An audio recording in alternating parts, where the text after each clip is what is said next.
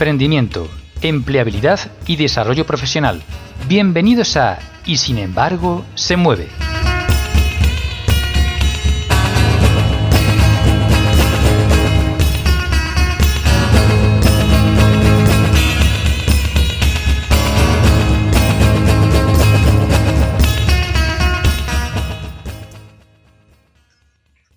Hola a todos y a todas, ¿qué tal estáis? Soy Víctor Figueroa y estáis escuchando Y sin embargo se mueve, vuestro programa dedicado al emprendimiento, la empleabilidad y el mundo de la empresa. Sin más dilación, doy la bienvenida a mi compañera y amiga, a Esperanza Calzado. Ya sabéis, ella es periodista y cofundadora de medio digital La Contra de Jaén. Muy buenas tardes, Espe, ¿qué tal? ¿Cómo estás? Muy buenas tardes, esta semana sí, que la otra falté, me pusiste a falta, esta semana sí estoy. Hoy le vamos a poner falta a nuestra compañera a Rosa, que no puede, no, en el instituto pues parece que le ha sabido poco un curso entero, necesita seguir allí y bueno, la verdad es que ahí tenemos una emoción encontrada, ¿no? Vamos a tener a 3 amigos del programa, 3 amigos de Uniradio Jaén, 3 amigos personales, y 3 personas que considero referentes, ya os voy a decir a continuación quiénes son, pero por otro lado nos va a faltar Rosa y terminamos también la temporada. Pero bueno, también como se suele decir, nos va a venir genial para recuperar energía, porque la verdad es que con todo el tema de la pandemia, todo lo que uno hace pues sabe a más, ¿no? Así que, bueno, pues lo que he dicho, esta tarde es que son amigos a los que aprecio muchísimo y como digo, le admiro personal y profesionalmente, son buena gente y maravillosos profesionales y como he dicho, pues han participado en nuestro programa. En primer lugar os cito a Juan Luis Hueso, él es psicólogo, que ya recordaréis del primer programa que estuvo precisamente con nosotros aquí en Sin embargo se mueve. Luego también estará Manuel Calvillo, también psicólogo, que junto con Juan Luis forma ese tándem, ¿no?, de ideas poderosas. Y tenemos a Paula Sánchez Piazuelo, que la recordaréis de otros programas, porque estuvo en Plataforma Solidaria, estuvo también en Universintiendo, y luego, de hecho, también su pareja, Manolo, estuvo también en este programa precisamente para hablar de la filosofía, ¿no? Acordaos de ese programa tan maravilloso. A partir de mañana jueves tendréis la oportunidad de poder vernos también, no solamente escucharnos a través de la emisora, a partir de las 6 de la tarde, y ya sabéis que tenéis a disposición el podcast del programa de hoy en nuestras redes sociales, en Facebook, en Instagram y en LinkedIn, ya que haremos enlace con lo que es el podcast en iVoox. Como tenemos muchísimo que contaros y vamos a hablar hoy de un tema que quedó pendiente, ¿verdad? Porque nos lanzó el guante Esperanza Calzado. Yo lancé el guante sin saber muy bien cómo lo íbamos a hacer y aquí has cogido el relevo bien. Sí, además ha dicho, aquí hay que rodearse de pesos pesados. Entonces yo no he escatimado en recursos y he dicho, vamos a dar aquí el do de pecho ya como cierre, como broche de la temporada, y vamos a hablar, como dijimos, de la gestión del fracaso. Vamos a hablar, pues eso, de todo lo que implica y de cómo afrontamos ese fracaso. Pues lo dicho, como tenemos mucho que contar y el tiempo en la radio vuela, comienza Y sin embargo se mueve.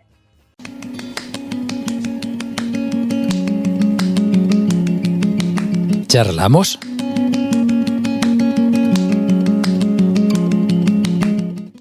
Fracasar nos da miedo y nos avergüenza, hasta el punto de que nos esforzamos para salir siempre airosos de todo cuanto nos propongamos, o peor aún, si no tenemos el resultado que deseamos, pues tratamos incluso en ocasiones de ocultar que hemos fallado, o llegamos incluso a simular incluso hasta el éxito. El fracaso es algo inherente en el ser humano, todo no sale como esperamos en todas las ocasiones, y en el ámbito laboral y empresarial, al participar personas, pues nos ocurre lo mismo, también fracasamos. Aspiramos al éxito y tememos al fracaso, y ambos son estados pasajeros. Frases como el que no arriesga no se equivoca, y si no te equivocas difícilmente vas a aprender, el aprendizaje continuo es la clave del éxito, o el miedo al fracaso no frena la creatividad, apuntan que algo no estamos haciendo bien en relación al fracaso y a cómo lo estamos gestionando. Por otro lado, en una sociedad como la nuestra solemos identificar éxito con felicidad. Por eso nos preocupa tanto mostrar una imagen de felicidad en nuestras redes sociales, ya que detrás de dichas imágenes debe haber, o eso por lo menos presuponemos, una persona exitosa. Por ello, buena parte de nuestra vida social pues gira en torno a esconder nuestros aspectos menos brillantes o incluso negar que existen.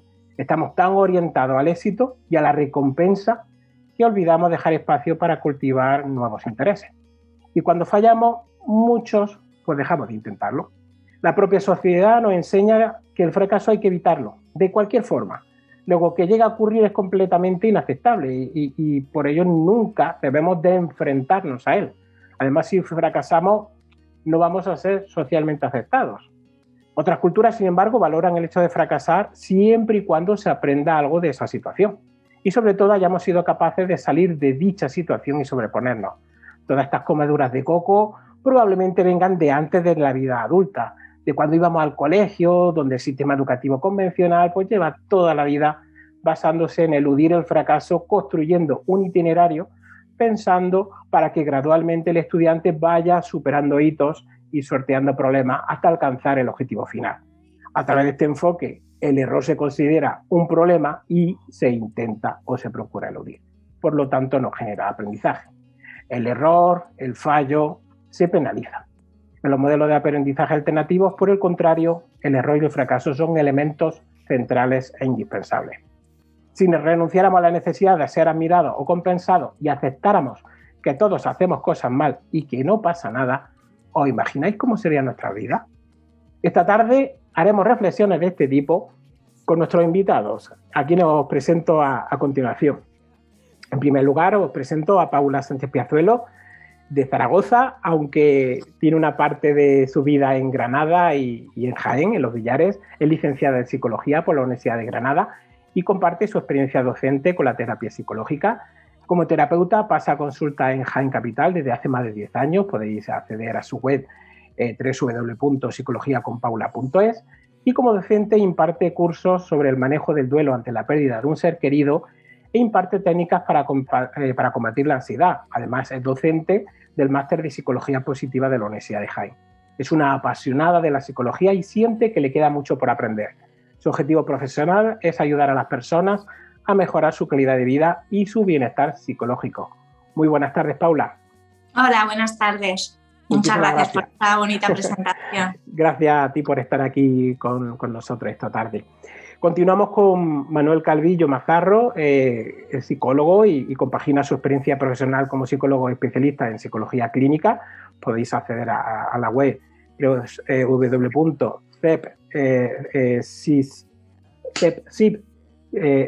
cepsipsicólogos.com. Madre mía, me ha costado.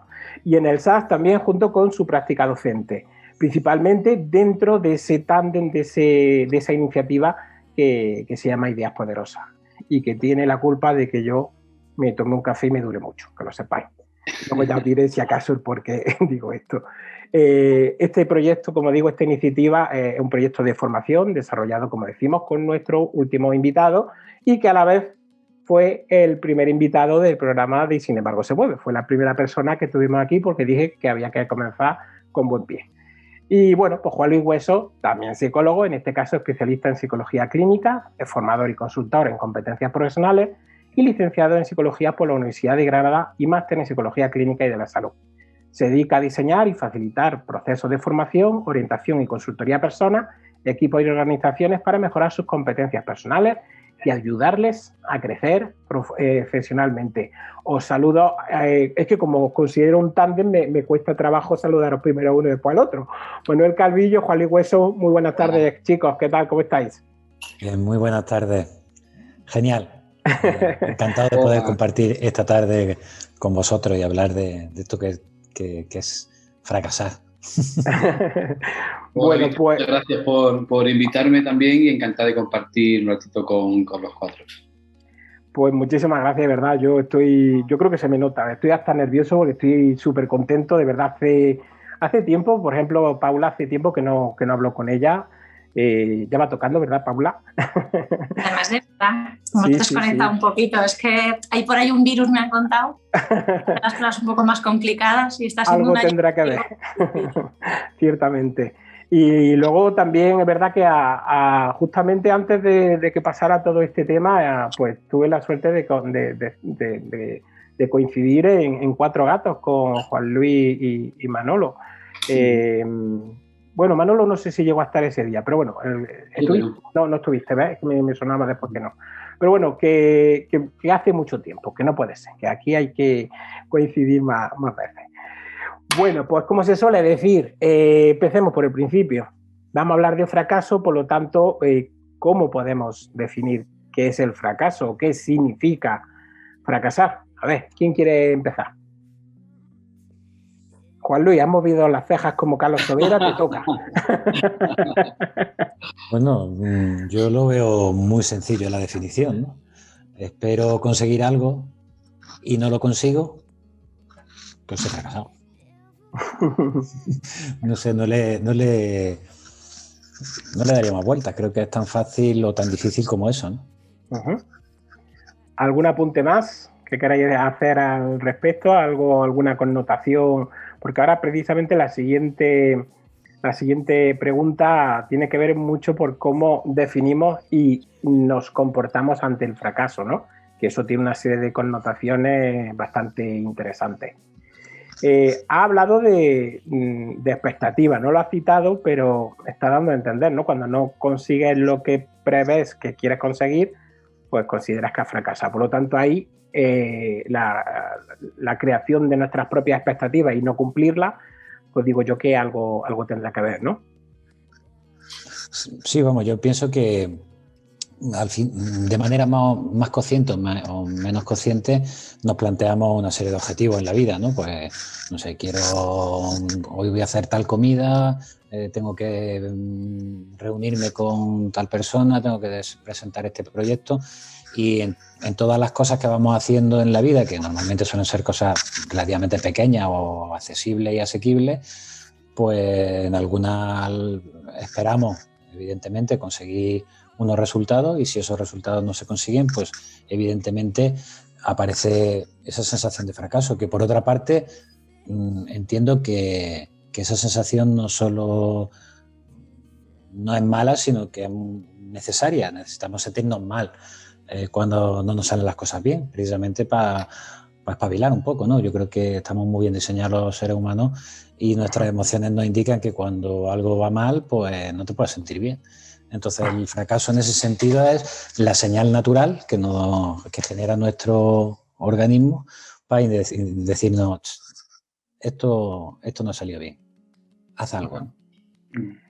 Bien, yo sigo al hilo de lo que contaba Juan Luis, ¿no? Yo creo que fracasar es algo exclusivo de los humanos, ¿vale? Los animales no fracasan, ellos se limitan a vivir y a hacer las cosas que hacen, pero el fracaso tiene que ver con esa capacidad que tenemos los humanos de analizar sobre lo que hacemos, sobre cómo actuamos, sobre los resultados de eso, sobre el efecto que eso tiene en nosotros y sobre los demás por la imagen que los demás esperan de nosotros, etcétera, etcétera. Eso tan maravilloso que hacemos los humanos y algunas veces tan difícil y que tanto nos complica la vida, pero que también nos permite avanzar y llegar a Marte y tal, como es pensar, pues hace que experimentemos el fracaso. Como decía Juan Luis, gracias al fracaso hemos llegado a donde hemos llegado, ¿vale? Entonces, bueno, pues creo que es una ventaja el poder fracasar y que eso nos motive o que eso nos lleve a buscar maneras alternativas de solucionar cosas para escapar de la sensación desagradable que puede ser el fracaso, ¿no?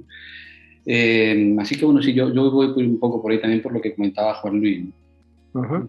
Paula, ¿alguna cosilla? Y me gustaría añadir, sí, gracias Víctor, el tema de, bueno, pues eso, que hacemos también una interpretación de la realidad para sentir si hemos fracasado más o menos, ¿no? Y por lo que hablabas de las expectativas, ¿no? Yo creo que también la sensación de fracaso, pues el nivel de intensidad, ¿no? Será mayor o menor teniendo en cuenta los recursos que nosotros creamos, ¿no? Que nuestro pensamiento nos diga que hemos dedicado a ello. Por eso habrá cosas que a lo mejor no le demos valor y no sintamos que hemos fracasado porque nos salen de forma natural, ¿no? Yo estoy pensando, por ejemplo, pues la cocina, que se le dé muy bien cocinar, ¿no? Pues a lo mejor en un momento dado que nos haga la comida bien o mal, si el esfuerzo o la interpretación que hemos hecho, la intencionalidad que hemos puesto a la hora de realizar ese acto no ha sido muy grande, pues a lo mejor no lo sentimos tanto como un fracaso, es verdad, no nos ha salido bien, pero un fracasillo, ¿no? Pero yo estoy pensando a lo mejor, ¿no? Pues tanta gente que he visto en la consulta y que se presentó este fin de semana a oposiciones de secundaria, tantas horas, tanta dedicación y a lo mejor pues tanto sacrificio, tantas cosas que nuestra cabeza o nuestra vida hemos dejado de hacer, ¿no? Hemos dejado ese tiempo lo hemos dedicado, ese esfuerzo en hacer algo y interpretamos que, claro, si no conseguimos nuestro objetivo, pues el peso de la sensación de fracasar puede ser mayor, ¿no? Entonces yo creo que tiene que ver mucho también con el esfuerzo que hemos dedicado y la interpretación, sobre todo a nivel cognitivo, que hacemos de la necesidad que tenemos del éxito, ¿no? Uh-huh. Por lo tanto, el resultado, las expectativas que van aparejadas a ese resultado que anhelamos y evidentemente el esfuerzo, ¿no? Ese balance, ¿no?, entre esfuerzo y resultado y qué percepción tengamos de ello. ¿Hasta qué punto llegamos de verdad a estigmatizar el fracaso como algo que no podemos permitir, ¿no? Cuando alguien comete un error, desde algo muy tonto que pueda ser algo insignificante, ya siempre estamos señalando y riéndonos. ¿Hasta qué punto de verdad estigmatizamos el fracaso que nos negamos a mostrarlo y lo ocultamos? Bueno, yo creo que, sobre todo, por ejemplo, cuando estamos educando a los niños pequeños, el señalarles que se han equivocado es precisamente la consecuencia lógica para que aprendan. El problema está en cuando se nos va de las manos ese señalar la conducta incorrecta, ¿no? Y cuando a lo mejor ya nos convertimos o establecemos una exigencia tan alta que no permitimos que se cometa ese error, ¿no?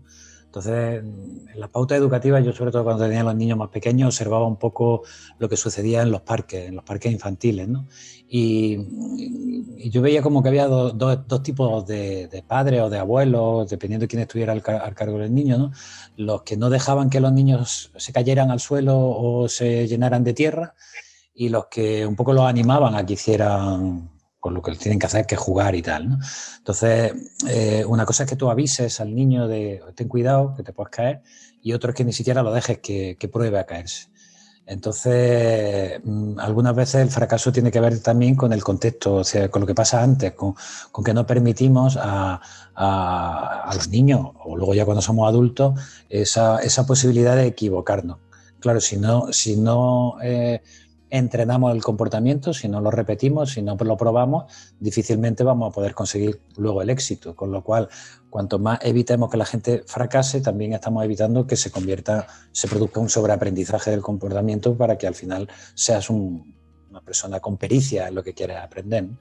Entonces, sí que la estigmatización proviene quizá a lo mejor de una creencia de perfeccionismo, de intentar hacerlo todo bien, pero precisamente para hacerlo todo bien es necesario haberlo hecho mal antes, ¿no? Uh-huh. Pero eso es una cuestión también de nuestra cultura. Yo hablo de nuestro país porque tú te vas a Estados Unidos y grandes empresarios, tú presentas tu currículum y si no has fracasado por lo menos una vez, dicen malo, al revés, allí se premia o se tiene en cuenta cuando alguien ha intentado, por ejemplo, en el mundo empresarial, emprender y ha fracasado, y además se hace cine de esos fracasos. Solo hay que ver a Rocky, que es un alegato a superarse y a levantarse una vez y otra vez. Yo creo que es una cosa también de nuestra cultura, ya no sé si mediterránea, europea o no sé cómo lo veis vosotros.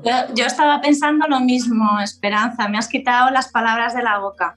Yo estaba pensando en eso, en el tema cultural y luego en la manera de comunicarnos con nosotros mismos, ¿no? Yo me estaba planteando qué significa para mí el fracaso, cómo me lo han inculcado educativamente, ¿no? Si fracasar es ser un fracasado, entonces, claro, para mí puede ser muy grave fracasar, pero si en casa, en mí, desde que, como decía Manolo, que me parece que lo de la infancia es súper importante, o sea, a partir desde la educación me parece fundamental, si a mí me han inculcado que cuando, o sea, que el significado de fracasar no es algo tan gravísimo ni tan avergonzante, y no es culpa mía, ¿no? Que también creo que el tema de la culpa es importante, ¿no? Sino que sirve para aprender, pues el orgullo con el que fracasaré, o sea, la alegría con la que voy a fracasar va a ser también diferente. Uh-huh. Se me ocurren varias cosas en relación, por ejemplo, a lo que decía Esperanza, de lo que parece que escuchamos que ocurre en Estados Unidos, ¿no? Yo no creo que, y no digo que sea eso lo que hacen, ¿no? Entiendo que detrás de eso hay algo, hay otra cosa, ¿no? Pero no, en fin, puede sonar como que se premia el fracaso. Si fracasas, es más fácil que te den un trabajo. Yo no creo que haya que premiar el fracaso. O al menos habría que completar un poco ese mensaje, ¿no? Porque todo depende. Es decir, cuando el fracaso viene de haber trabajado duro, de haberlo intentado, de haber probado distintas cosas de distintas maneras y fracasas, entonces ese fracaso tiene un significado muy distinto a cuando el fracaso viene porque no haces nada, ¿no? Y algunas veces creo que como estos mensajes se dan de manera tan simple o tan general, podemos dar la impresión cuando vamos a hacer talleres a los jóvenes, le decimos, es que no pasa nada por el fracaso, tal. Oye, no pasa nada por el fracaso, no, sí pasa algo por el fracaso. Uh-huh. Lo importante no es fracasar o no fracasar, sino aprender a fracasar bien, ¿vale? Y se fracasa bien cuando hay un trabajo previo, entonces sí es verdad que puede levantarte y volver a hacer cosas, pero quitarle la importancia al fracaso no puede sustituir el valor del esfuerzo previo y de las conexiones con otras personas y de la lucha continua, ¿no? Entonces, el fracaso podemos verlo como esa punta del iceberg, ¿vale? Que se habla fracaso, lo que hay arriba, ¿no? Pero cuando lo que hay de abajo es muy nutritivo, sí es interesante el fracaso y es interesante premiarlo, es interesante volver a... Pero si no, hay que tener mucho cuidado con el mensaje que estamos dando, ¿no? Es en relación al tema de bueno, lo que estaba comentando de los currículums, de se fracasa, no se fracasa. Y por otro lado, en el tema de la educación de los niños, ¿no? Es cierto que algunas veces los niños experimentan el fracaso y está bien también que lo experimenten, ¿vale? La cuestión está porque sentirse fracasado, sentirse que algo te sale mal y no cumple tus expectativas es totalmente normal, es totalmente lógico, congruente si te ocurre una serie de cosas. Muchas veces quizás los padres o los educadores es interesante que estemos ahí no para decir, venga, no pasa nada, sino para decirle, ¿cómo te sientes? De esta manera, ¿vale? Muy bien. Y validamos el sentimiento de fracaso como congruente con lo que ha pasado, pero no implica eso que dejes de hacer las cosas o que sea raro o que no debería de experimentar esa frustración cuando sientes fracaso, sino validar el sentimiento como algo normal del aprendizaje, de lo que nos ocurre y que yo como padre o como educador también me puedo sentir así algunas veces y a pesar de eso sigo haciendo lo que tiene que hacer, que va en dirección a las cosas que son importantes para mí, mis valores, etcétera, etcétera. Entonces, bueno, quizá eso también es un pequeño matiz importante. El fracaso en sí no está mal, sí sabemos luego validar ese tipo de cosas, ¿no? Me parece, vamos, es que estoy totalmente de acuerdo contigo, Juan Luis, porque a veces hablando de la pérdida, de las emociones negativas, de la culpa, parece como que tenemos como que darles un punto alegre, ¿no?, a nuestras emociones negativas, y no lo son y no lo tienen por qué ser, ¿no? Es decir, no nos podemos quedar, y estoy totalmente de acuerdo, en fracasar es bueno. No, fracasar no es bueno. Fracasar es malo, es desagradable y es bueno que tiene que molestar, tiene que incomodar, ¿no? Yo siempre que hablo de la culpa digo, oye, la culpa tiene una función súper importante. Es decir, si tú en un momento dado le das una mala contestación a tu hijo o a tu pareja, que luego te sientas mal, está bien. Porque imagínate si no nos sintiéramos mal, no seríamos conscientes de lo que hemos hecho mal y no nos plantearíamos no cambiarlo.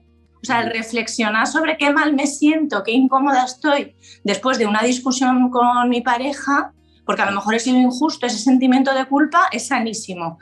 Entonces, yo estoy totalmente de acuerdo contigo, o sea, no quedarnos en qué guay es fracasar, vamos a intentar fracasar y vamos a aceptar el fracaso como un happy flower, sino decir, no, vamos a analizar qué significa cuando me siento fracasado, vamos a intentar no evitar ese fracaso, vamos a intentar no pensar que el fracaso es ser un fracasado, sino aprender a que ese sentimiento desagradable nos está enseñando, o sea, nos está señalando que podemos hacer las cosas de otra manera y que nuestro pensamiento, en lugar de pararnos ahí y quedarnos ahí con la cabeza gacha, nos lleve a pedir ayuda o a reflexionar sobre cómo podemos hacerlo mejor.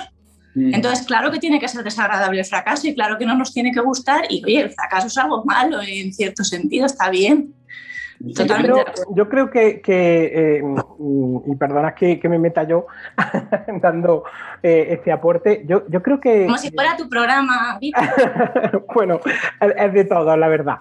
Mira, yo creo que aquí la cuestión está en que no solamente hay que considerar el fracaso en sí, incluso tampoco solamente las causas, ¿no?, sino cómo se gestiona esa situación, ¿vale? Es decir, cuáles son las consecuencias a nivel interno de cómo nos sentimos ante eso que ha pasado y luego como se suele decir, ¿no? Se puede convertir una situación de fracaso en una oportunidad de aprendizaje. Entonces entiendo yo que depende de cómo gestionemos, por eso hablamos de la gestión del fracaso, pues esa situación incómoda que nos avisa de que no se han cumplido nuestras expectativas, de que a lo mejor esa relación entre esfuerzo y resultado no es la que queremos, que por tanto está también relacionada con las propias expectativas.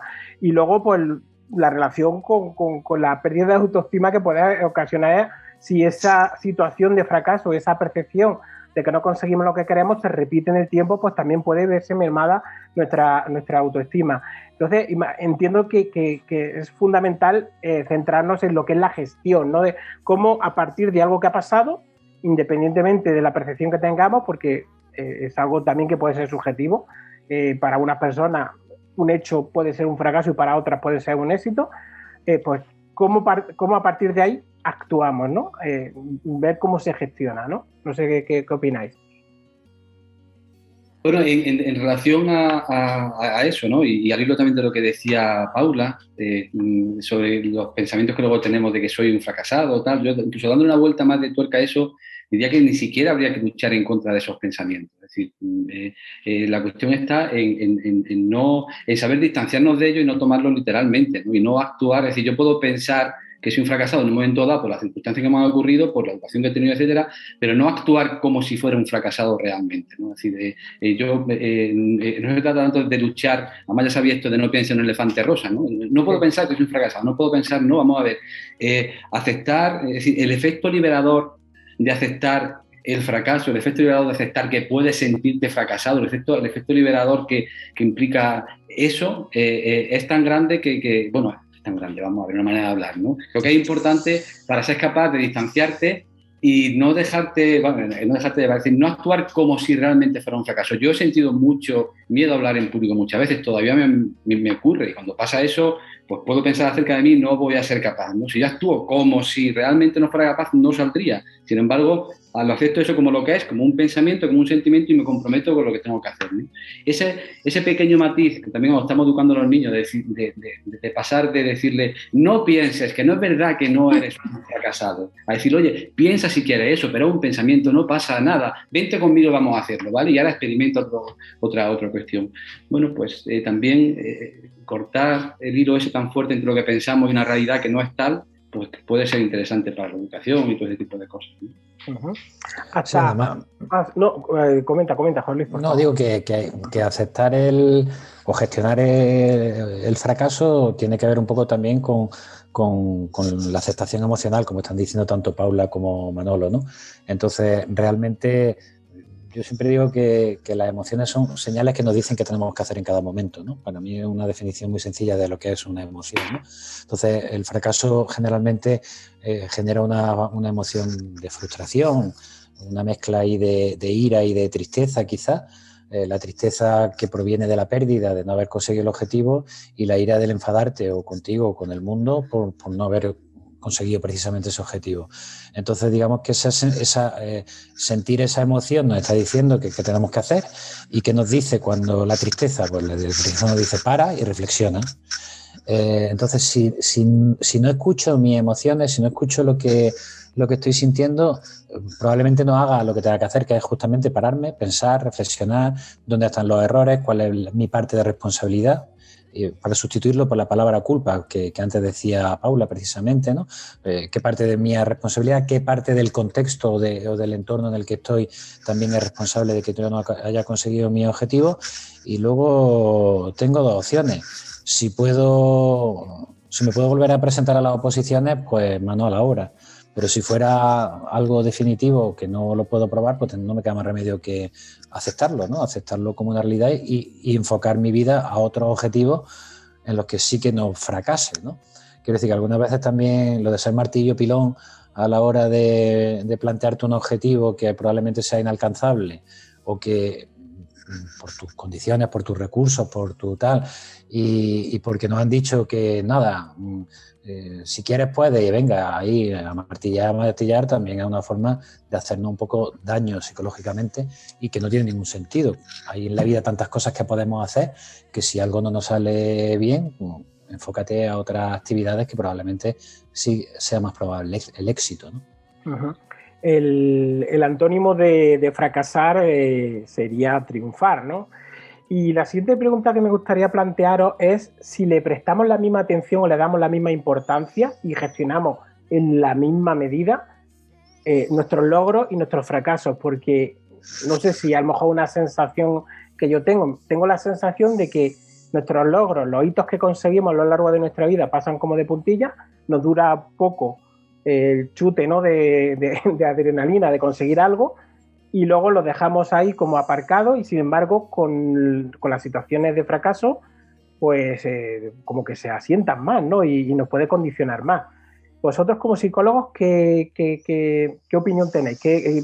¿Cómo habéis experimentado con vuestros usuarios y pacientes esas dos situaciones? De verdad, porque yo siempre digo que construir la vida en base a lo que tenemos y ser conscientes de ello, no obviarlo, siempre va a ser más fácil, ¿no? Porque eso no implica que ignores lo malo que te pasa o las cosas que te faltan, ¿no?, por conseguir esos logros o esos sueños que uno se marca, ¿no? Pero tengo la sensación, como digo, ya digo, puede ser una percepción particular mía, de que se nos olvidan las cosas muy pronto, las cosas buenas, y las malas duran mucho en el tiempo, ¿no?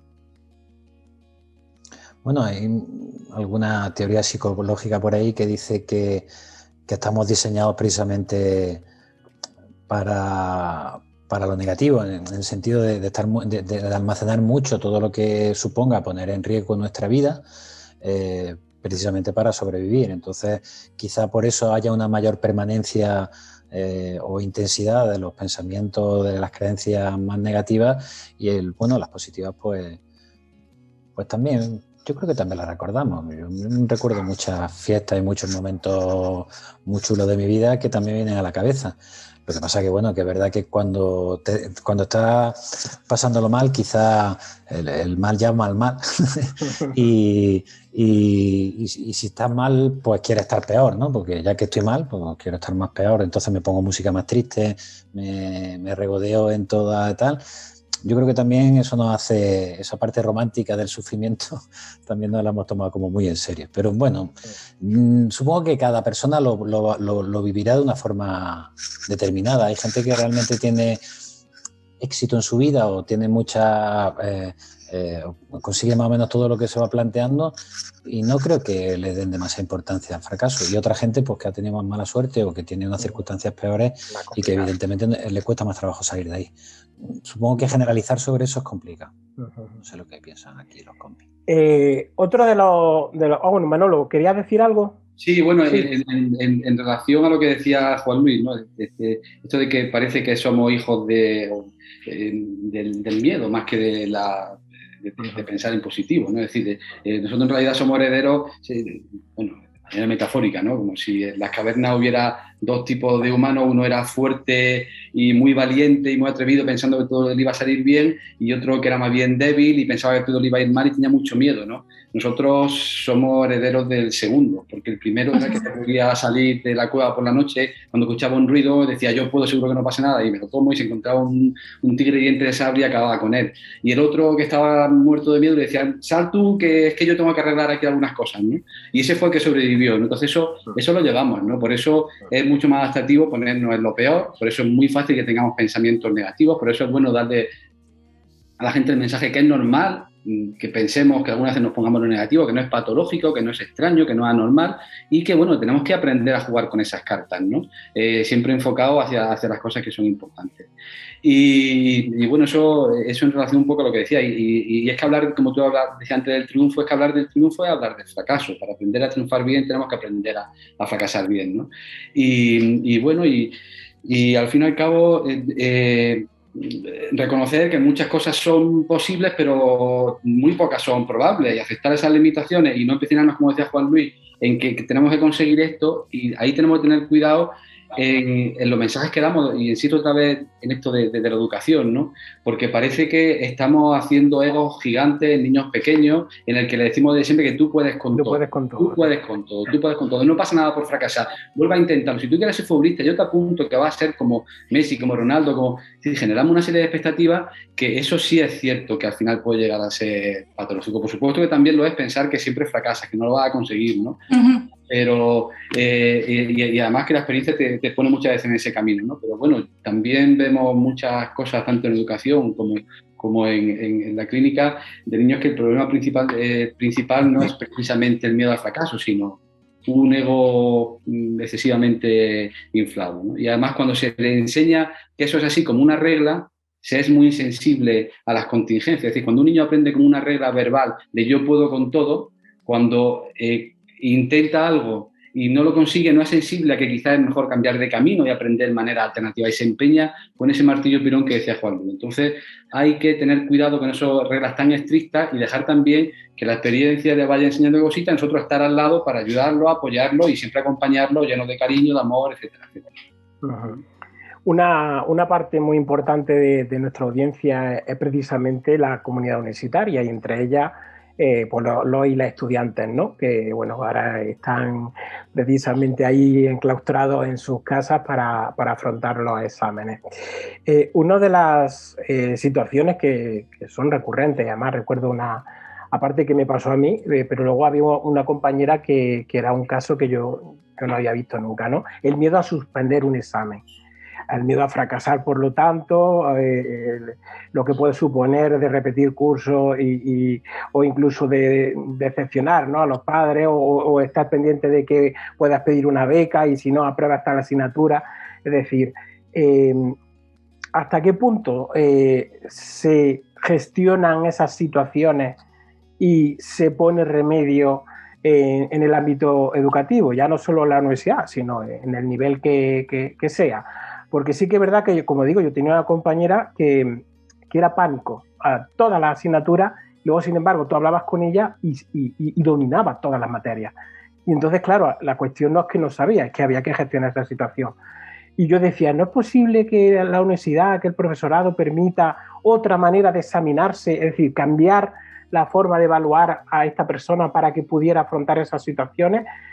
No sé vosotros como profesionales si habéis tenido alguna situación así, si sabéis si se gestiona estas situaciones de miedo a suspender un examen en el sistema educativo. No sé qué nos podéis contar al respecto.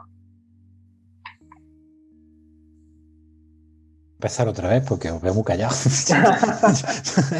Bien, el miedo a los exámenes, otra vez, forma parte de el miedo que tiene que tener todo estudiante. Si te importa realmente aprobar el examen, tenle un poquito de respeto a la cosa y ponte a estudiar, ¿no? ¿Para qué sirve el miedo? Pues para prepararte para la adversidad. Entonces, si tengo un examen que para mí es importante, pues me juego la beca, me juego el final de curso, me juego no pasar de curso y quedarme sin mis compañeros y tal, pues realmente es importante, y el miedo me sirve no para salir pitando, sino precisamente para ponerme a estudiar, que es lo que tengo que hacer. Sí que es verdad que algunas veces el miedo al final se desliga de la conducta que debería de llevar asociada y te quedas solo con el miedo y con no soportar esa ansiedad. Hay una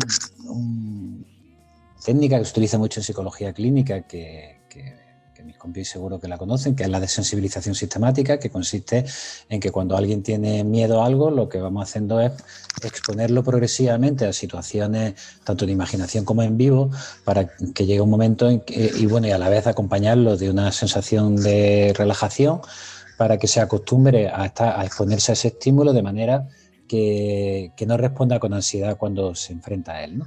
En la terapias que se hacen para la reducción del miedo a los exámenes, pues se trabaja mucho normalmente en imaginación, ¿no? Imaginándote que pues, cuando estás llegando al examen, cuando te estás sentando, cuando estás leyendo las preguntas, hasta que con esa imaginería te vayas sintiendo lo suficientemente cómodo para no reaccionar con ansiedad.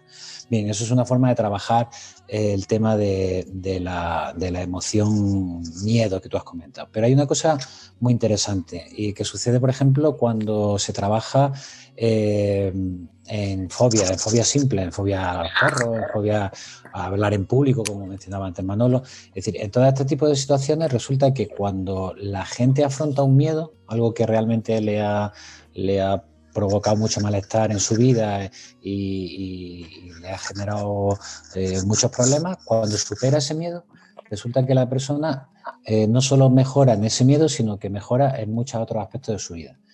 Esto Bandura lo explicaba un poco con la teoría de la autoeficacia, ¿no? Es decir, cuando de pronto yo he visto que he superado algo, eso hace que me sienta autoeficaz, que sienta que domino la situación y eso que he aprendido en una cosa a lo mejor muy concreta, que es que ya no tenga miedo a los perros, se generaliza a otras situaciones de miedo. Y creo que eso es interesante, ¿no? El darle ese poder a la gente, al estudiante en este caso universitario, para que vaya adquiriendo ese dominio, ese sentimiento de autoeficacia, de que tengo recursos suficientes, en el caso de que los tenga. Si no los tiene, entonces habrá que enseñarle, ¿no?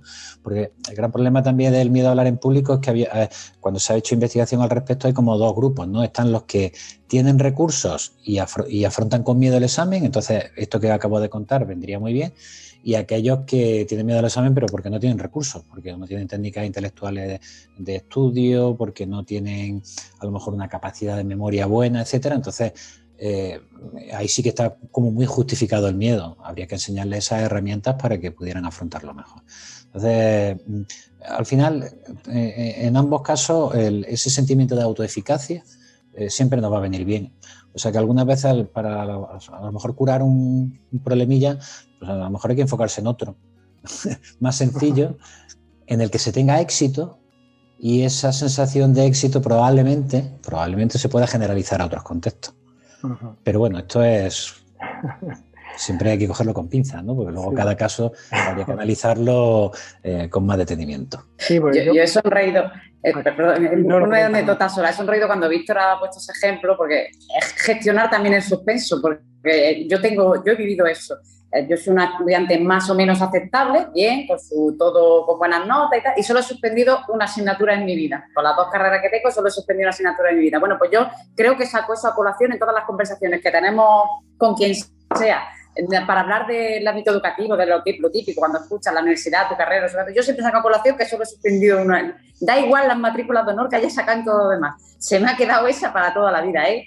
No he sabido gestionar ese suspenso en mi vida. De hecho, veo el profesor, con periodismo en Cataluña, te daban profesores que son más o menos reconocidos, lo veo en la tele y todavía digo, me dan ganas de pegarle un puñetazo, de no saber gestionar ese suspenso que ha podido con todo lo demás de mi carrera. Bueno, pero si lo estás sabiendo gestionar porque le estás sacando mucho partido, quiero decir. Bueno, sí, yo lo cuento en todas las conversaciones que son. Bueno, míralo por ahí.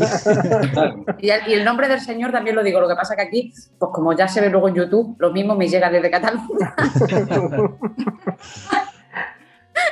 Sí, yo iba simplemente a hacer un comentario jocoso a colación de enfrentarnos a nuestros miedos poniéndonos a la situación que nos genera miedo. Yo tengo un pánico atroz a la altura, o sea que yo me tengo que subir por lo menos una nave espacial para poder afrontar el miedo que tengo, porque es exagerado. Yo con el paso de los años, la verdad es que no entiendo qué pasa, que tengo cada vez que me voy haciendo más mayor, voy teniendo más miedo. Y además un miedo muy curioso, porque tengo vértigo ajeno, es decir, a mí me da pánico asomarme a un precipicio, pero me da 20 veces más pánico verte a ti asomarte en ese precipicio. Entonces, una situación yo le he llamado vértigo ajeno, de manera, como digo, jocosa.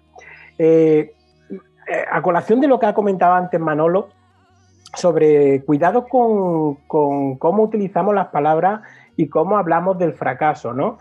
Evidentemente, cuando uno habla del hecho de emprender, el hecho de montar un negocio, de intentar algo, las probabilidades de éxito, y a las pruebas nos remitimos, la estadística lo dice, pues son bastante bajas. De hecho, hay una estadística que el 90% de los proyectos no llega a los 5 años.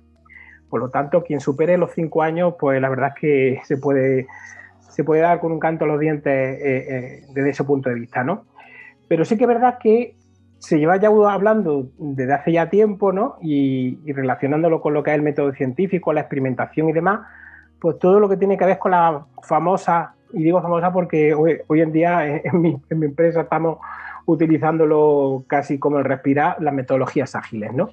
Todo lo que tiene que ver con Lean Startup, el modelo, el Canvas del modelo de negocio, metodologías como Scrum, Kanban, es decir, experimenta que, como se suele decir, no hay una frase, que no recuerdo quién la dijo porque he oído que se la atribuyen a distintas personas, que es fracasa rápido pero barato, ¿no? Y aprende, ¿no? Aprende de ello. Claro, cuando tú le cuentas eso a alguien, dependiendo de cómo lo hagas, te dirán, dice, nos ha jodido, dice, porque el fracasar seguramente va a haber cosas que no salgan bien cuando uno pone un negocio en marcha.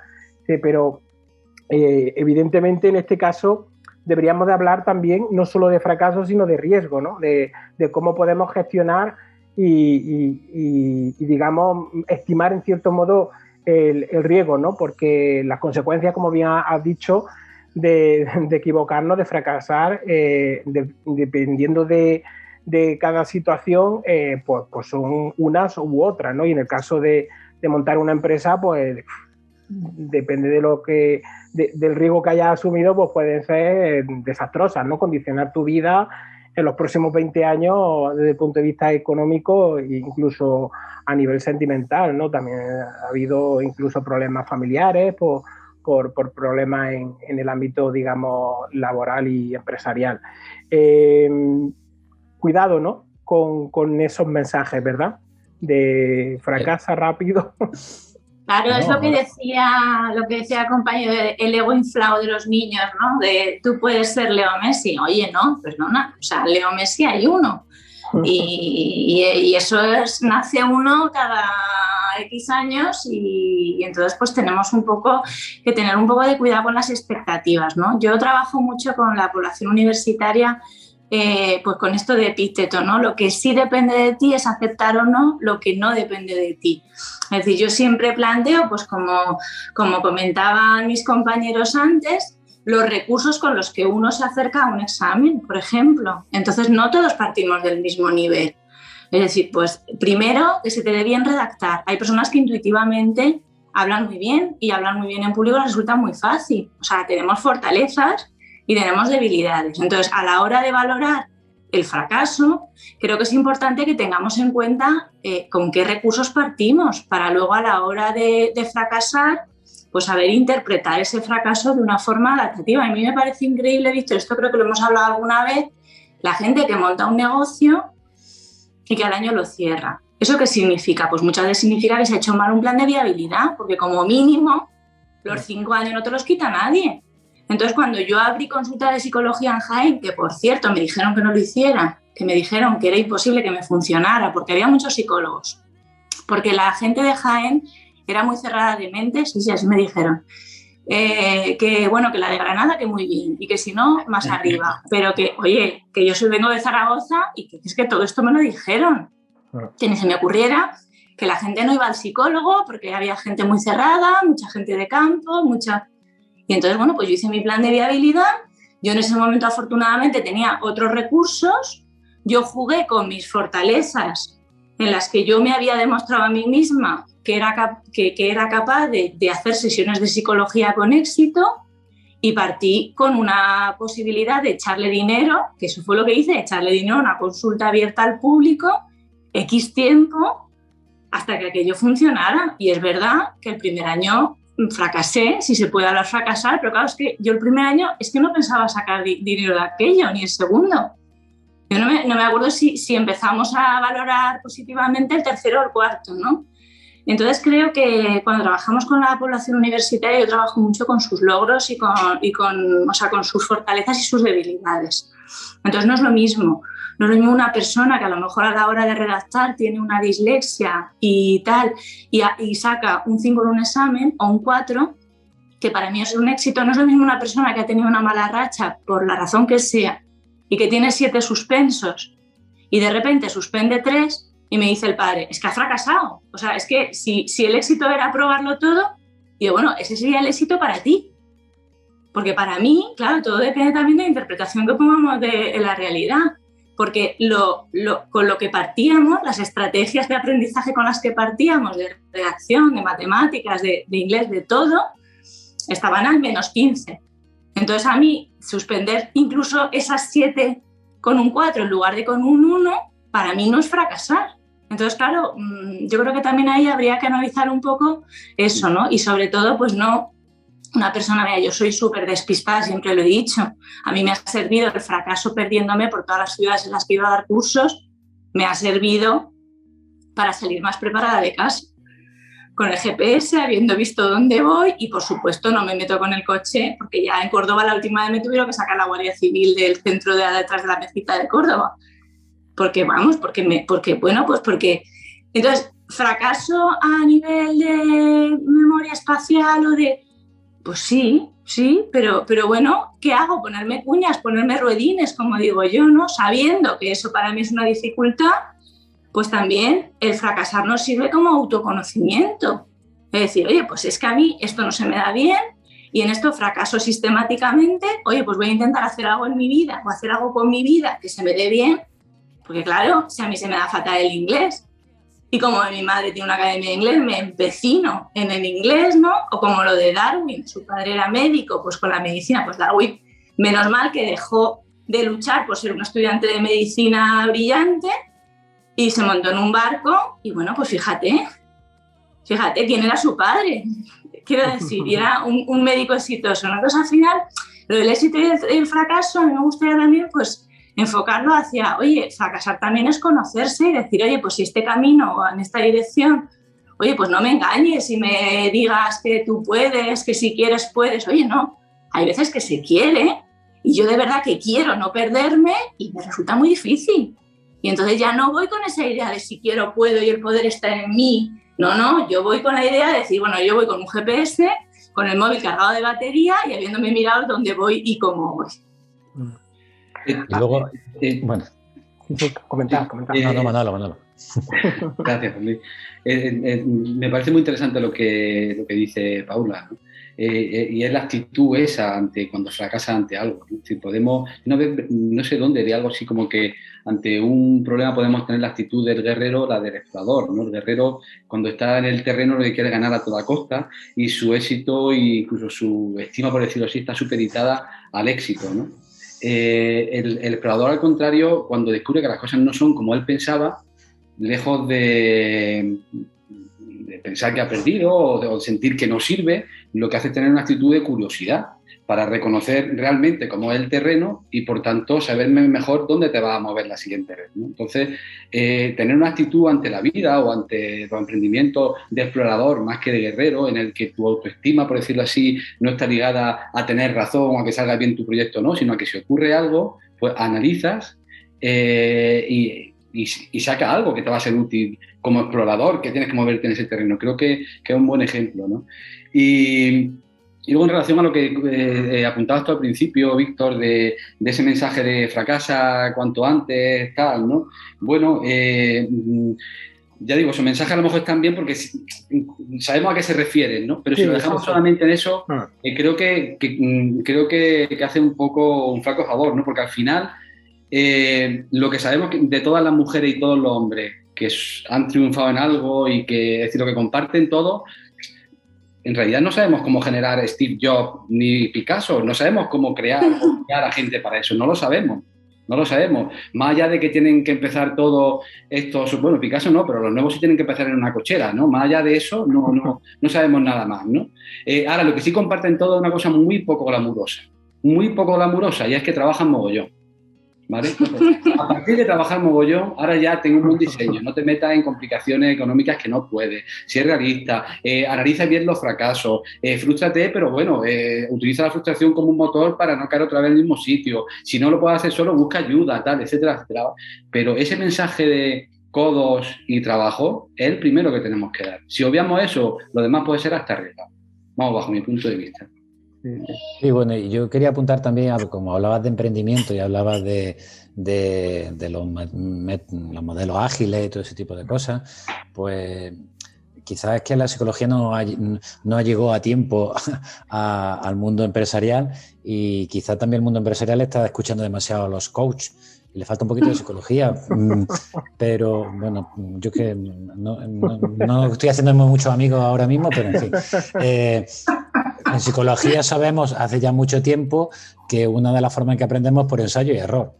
O sea, es lo más básico de primero de psicología, ¿no? Entonces, cuando hablamos de modelos ágiles o hablamos de prototipos sucios, baratos y rápidos, de probar, etcétera, estamos hablando del más básico en el aprendizaje humano, ensayo y error, ¿no? Entonces, luego le queremos poner nombres así sofisticados y tal, lo hacemos, pero vamos a ver que claro que hay que probar mucho, ¿no? Decía Niels Bohr, que era un físico, un premio Nobel de física, que un experto es alguien que ha cometido todos los errores posibles en un área concreta, ¿no? Pues otra vez más, para cometer esos errores, como decía Manolo, hay que currar mucho y sobre todo hay que descubrir qué no hay que hacer para aprender, y eso es ensayo y error. Y eso, si quieres, lo construimos con una metodología así más chula, tipo Design Thinking o el Canva y tal, que es genial, ¿no? Porque ayuda a estructurar, pero que por supuesto, que si queremos triunfar en algo, hay que probar. Porque si tuviéramos la receta perfecta, pues entonces todo sería mucho más fácil, pero no bueno, si te metes en internet hay muchos gurús que tienen la receta maravillosa. Bueno, sí. Que ese es otro tema que podríamos tratar, porque vaya tela. Que yo no he dicho el nombre de profesor por no meterme en problemas y vosotros vaya a liar una aquí. Aquí haciendo amigos. Sí, ya terminamos. Claro, sería el discurso del vencedor, ¿no? De coger un personaje, ¿no? Como los que estamos nombrando, pues como Steve Jobs, y mirar hacia atrás, ¿no? Y como le ha salido bien, entender. Y es verdad que siempre en toda película no hay tantísimas interpretaciones que nunca sabremos, ¿no? Que convierte, o cómo ha llegado Leo Messi a ser Leo Messi, o cómo ha llegado Steve Jobs a ser Steve Jobs, ¿no? Y entonces, pues claro, es verdad que habrá que analizar por qué estoy fracasando, ¿no? Si es por falta de esfuerzo, si es por falta de capacidad, o si no tengo las fortalezas suficientes, no tengo lo que hay que tener. Y entonces, pues dependiendo yo creo que si enfocamos bien la pregunta, pues nos puede ayudar. Si es por falta de esfuerzo o por falta de herramientas, las podemos buscar, pero si realmente es algo en lo que no, fíjate lo que hablamos, ¿no? Del esfuerzo, pero estoy dispuesta. Yo cuando vienen y me dicen, Pablo, me voy a presentar a judicaturas, ¿qué te parece? Yo, vale, digo, pero primero es analizar, ¿tú sabes en cuántos años se saca una judicatura? O sea, primero hay que analizar la media, o sea, hay que valorar qué es lo que tú haces, un plan de viabilidad a nivel empresarial o a nivel académico, a nivel vital, ¿no? ¿Cuánto me va a costar? ¿Qué va a suponer? Porque claro, tú no puedes entrar con expectativas de sacarte una judicatura en un año o en 2 y leerte quién se ha llevado mi queso y el poder está en ti y decir, venga, que ahí que voy, porque yo soy muy listo y he acabado. Pues no, es que hay gente igual de lista que tú que acaba con las mismas notas que tú. Y luego pues hay que tener lo que hay que tener, ¿no? Yo veo gente que a lo mejor se mete en oposiciones y tiene muy pocas fortalezas para ser opositor. Y a lo mejor serían muy buenos empresarios, serían muy buenos trabajadores. O sea, pues también creo que a veces, ¿no? En esto de si quieres, puedes, perdemos un poco el autoconocimiento y el analizar un poco con qué contamos. Es decir, tú tienes capital realmente para montar este negocio. No, pero tengo muchas ganas, ya, es que las ganas son una parte. Ese luego, otro... pues, lo que nos gusta también, unido a las fortalezas, lo que me gusta va a hacer que a mí me compense quedarme hasta las 10 de la noche haciendo terapia o irme porque hay un tío en la consulta que se ha confundido de ODE y lo tengo ahí a las 3 de la tarde. Entonces, el que a mí me guste mi trabajo y el costo-beneficio también es importante a la hora de fracasar, ¿no? Entonces, claro, yo voy a quedar mucho peor con mis clientes si por el hecho de querer montar una consulta de psicología para demostrar yo que sé qué o para no fracasar en ello, lo estoy haciendo desde la obligación y no desde el gusto. Es que también yo creo que la parte emocional es importante de elegir, ¿no? Hacia donde queremos conseguir la meta que queremos conseguir, elegirla con cálculo para que luego a la hora de fracasar, ¿no? Pues la sensación de fracaso será diferente. Yo hubiera fracasado muy a gusto si en Jaén no me hubiera funcionado la consulta. ¿Te digo por qué? Porque es que disfruté mucho yo disfruto mucho de ser terapeuta. Entonces, si me tuviera que dedicar a otra cosa porque realmente el mercado o la situación o mi falta de capacidad no me hubiera permitido vivir de esto, pero el hecho de intentarlo, o sea, el fracaso, no lo hubiera visto como una pérdida de tiempo, como una pérdida de recursos, o sea, no hubiera dicho, llevo 5 años viviendo una vida de mierda, como me dicen muchos opositores. Entonces, si te vas a meter en unas oposiciones, tienes que encontrar, dentro de que el esfuerzo es verdad y el sacrificio y todo esto que estamos hablando, pero tienes también se te tiene que dar bien y te tiene que gustar estudiar. O sea, tiene que haber un punto también de fortaleza tuya, de meterte donde te metes, para que luego la sensación de fracaso sea una o sea otra, o la capacidad de levantarte y continuar sea una o sea otra, ¿no? Digo yo, no sé. Pues dices bien. Siento ser un aguafiestas, pero hasta aquí hemos llegado. La verdad es que incluso no hemos pasado en el tiempo. Veremos a ver qué nos dice luego nuestro compañero José Antonio. No te enfades, José, que ya terminamos. No han quedado preguntas, ya por eso digo que no hemos podido hablar del síndrome del impostor, que está relacionado con el síndrome de Dunning-Kruger, de cómo se puede coartar la creatividad si tenemos miedo a fracasar. O sea, que tenemos ahondar un poquito más en la relación entre éxito y felicidad, que yo creo que es un tema muy, muy interesante también. Y luego, si nos ponemos a hablar de emprender y de si todo el mundo puede emprender o de cómo uno debe de prepararse ante ¿Hemos fracasado a la hora de contestar las preguntas? He fracasado. Mi expectativa era otra. Es que Víctor no contó conmigo a la hora de hacer el guión. Que hablen menos, claro, nos invitas para hablar y luego pues tenemos la... Y luego hablamos, pero ese era el objetivo, ¿verdad? Bueno, pues lo dicho, chicos, si por ganas no va a ser, sino por falta de tiempo. Muchísimas gracias, de verdad, Paula. Tenía muchas ganas de verte, lo dicho. Un placer. A ver si prontito nos podemos ver.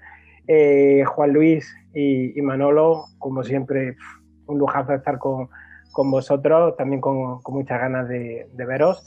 Y bueno, pues hemos llegado hasta aquí, no solo en el programa, en esta primera temporada de Y sin embargo se mueve. Ya sabéis que podéis contactar con nosotros a través del correo electrónico y sin embargo se mueve radio@gmail.com o a través de nuestras redes sociales, ya sabéis, Facebook, Instagram y LinkedIn.